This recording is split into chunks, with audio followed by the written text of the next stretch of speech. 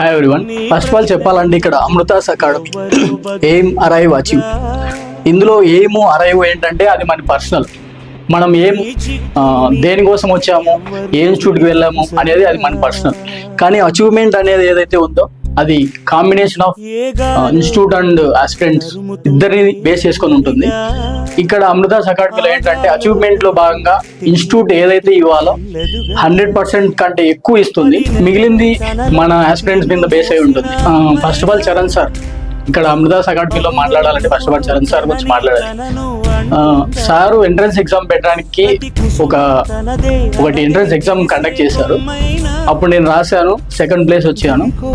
దానిలో భాగంగా నాకు ఫ్రీగా ఇక్కడ కోచింగ్ ఇస్తామని చెప్పి సార్ చెప్పారు. సార్ చెప్పిన మాట ఏంటంటే, ఫస్ట్ నేను 2022లో జరిగిన ఎస్ఐ ఎగ్జామ్లో స్టేట్ టాపర్ని అర్థమెటిక్ అండ్ రీజనింగ్ లో అని చెప్పారు. నేనేమనుకున్నా అంటే మామూలే చెప్తారు కదా ఇన్స్టిట్యూట్ వాళ్ళు అనుకుంటా ఉన్నాను నేను. కానీ నా భావన తప్పు అని నిరూపించడానికి సార్కి ఎంతో టైం పట్టలేదు. వెరీ ఫస్ట్ క్లాస్ ఓకే, నేను తప్పుగా అంచనా వేశాను సార్ని అని నేను రియలైజ్ అయ్యాను. నేను ఫస్టే వచ్చాను ఇక్కడికి. ఆ రోజు పూజ సెరమనీ రోజే వచ్చాను నేను. ఆ రోజు చరణ్ సార్ వాళ్ళ నాన్నగారు సారు క్లాస్ చెప్పి బయటికి వెళ్ళారు, నేను బయటకు వచ్చాను. చరణ్ సార్ వాళ్ళ నాన్నగారు నన్ను అడిగారు, చరణ్ బాగా చెప్తున్నారా సబ్జెక్ట్? సార్ బాగా చెప్తున్నారు అంటే మా అబ్బాయి అంటే వాళ్ళ నాన్నగారిలో ఎంత ఆనందం అంటే, మా అబ్బాయి ఒకరికి టీచ్ చేస్తున్నారు, ఒకరిని ప్రయోజకుల్ని చేయడానికి ఎంతో తపన పడుతున్నాడు అని వాళ్ళ నాన్నగారు చాలా ఆనందపడ్డారు. ఆ ఆనందాన్ని నేను రెట్టింపు చేయాలి. ఎలా చేయాలి? నేను జాబ్ కొట్టి మా నాన్నగారిని మా అమ్మగారిని ఎలాగైతే హ్యాపీ చేస్తానో, నేను జాబ్ కొట్టిన తర్వాత చరణ్ సార్ కంటే వాళ్ళ నాన్నగారు ఇంకా ఎక్కువ హ్యాపీ ఫీల్ అవుతారని నేను ఫీల్ అవుతున్నాను. ఇంకా వస్తే ఇక్కడ ఉన్న మొత్తం ఫ్యాకల్టీ మొత్తం ఆల్మోస్ట్ అందరూ గవర్నమెంట్ జాబ్స్ చేస్తూ వాళ్ళకి ఉన్న టైంలోనే ఇక్కడికి వచ్చి స్టూడెంట్స్కి చెప్పాలి, మనం చెప్పడం వల్ల వాళ్ళు వాళ్ళ ఎయిమ్ని ఫుల్ఫిల్ చేసుకుంటారు అనే భావంతో అందరూ భైరవ సార్ కావచ్చు, మన జ్యోతి మ్యామ్ కావచ్చు, బ్రహ్మయ్య సార్ కావచ్చు, ఓబులేష్ సార్ కావచ్చు, వీళ్ళందరూ వాళ్ళకు ఉన్న టైంలో ఫ్యామిలీతో స్పెండ్ చేసుకోవచ్చు వాళ్ళు కావాలంటే. కానీ కూడా స్టూడెంట్స్కి చెప్పాలి, వాళ్ళకున్న టైంలోనే చెప్పాలి.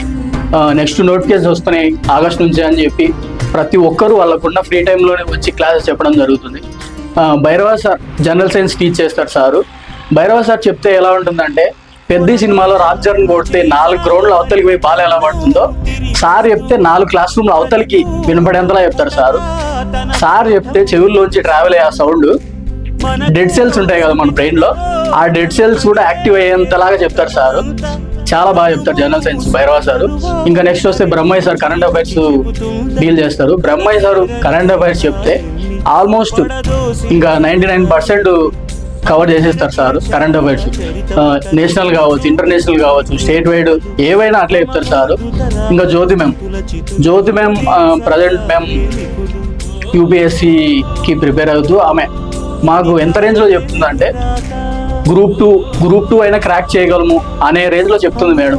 హిస్టరీ అంటే బోరింగ్ సబ్జెక్ట్ అనుకుంటారు అందరూ, కానీ మేడం ఎలా చెప్తుందంటే ఒక స్టోరీ చెప్పినట్టు చెప్తుంది. అంటే ఒక సినిమా మనం ఎలా అయితే ఇంట్రెస్టింగ్ గా వింటామో చూస్తామో అట్లా చెప్తుంది మేడం. ఇంకా నెక్స్ట్ వస్తే ఓబులేష్ సార్ చెప్తే ఎలా ఉంటుందంటే, డెటాలు లైజాలు ఉంటుంది కదా, వాళ్ళు యాడ్ చెప్తారు కదా, 99% క్రిములు చచ్చిపోతాయి. అలా ఓబులేష్ సార్ చెప్తే 99% బిట్స్ మనం ఇంకా ఖచ్చితంగా స్కోర్ చేస్తాం జియోగ్రఫీలో. అంత బాగా చెప్తారు సారు. నేను ఆల్రెడీ ముందు వేరే ఇన్స్టిట్యూట్లో కోచింగ్ తీసుకున్నాను.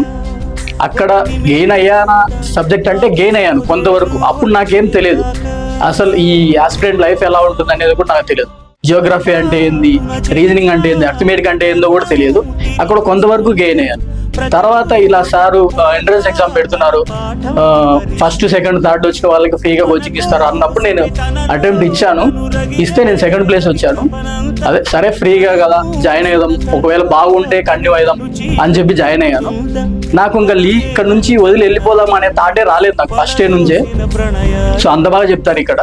So that's it guys, thank you.